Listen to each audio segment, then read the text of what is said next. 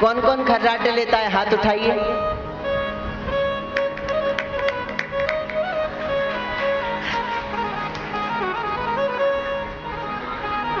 देखिए, सब लोगों को शर्म आ रही है, लेते सब होंगे। चलिए, बात आइए तो कह ही दे।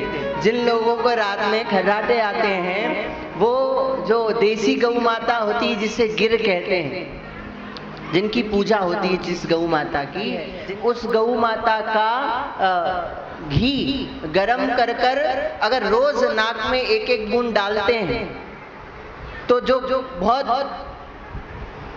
ज्यादा खर्राटे लेते हैं, उनके खर्राटे